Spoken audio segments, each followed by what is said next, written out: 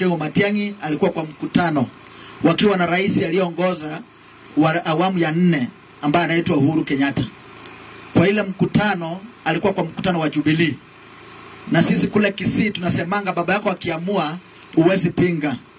Mheshimiwa Matiang'i yeye kama baba yetu ameamua ya kwamba atakuwa na ndoa ya wake wengi. Hata kuwa na mke mmoja. Mke wake wa kwanza anaitwa UPA ama UPA. Hiyo chama ndio chama yake. Lakini ameamua ya kwamba yeye anataka kushirikisha watu wengine wote wakiwemo ile chama ya Jubilee, chama ya PNU ili alete Wakenya wote pamoja.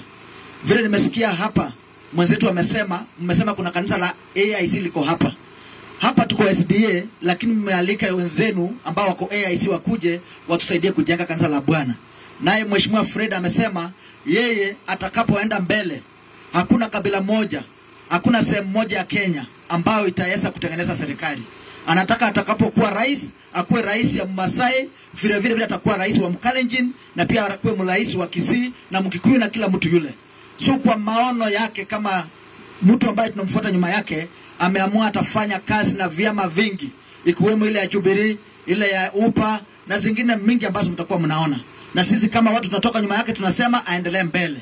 Na najua watu wengi hawajui sana. Kwa muda mrefu tumeongozwa na viongozi. Lakini kwa kiongozi wa kwanza alikuwa Mkatoliki.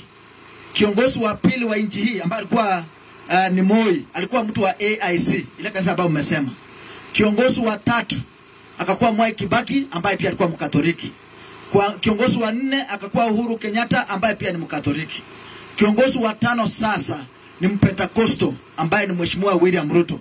Sijui mbona wa SDA mnakataa kuwa uongozini, sababu kwa mara ya kwanza Mheshimiwa Fred Okengo Matiang'i ni Mwadventista kama wewe na mimi. So naomba watu wa kanisa mmepata nafasi. Sisi kama Adventist tuko 14 million.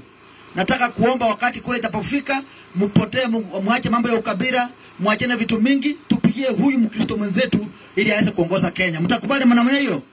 Asante sana na Mungu awabariki.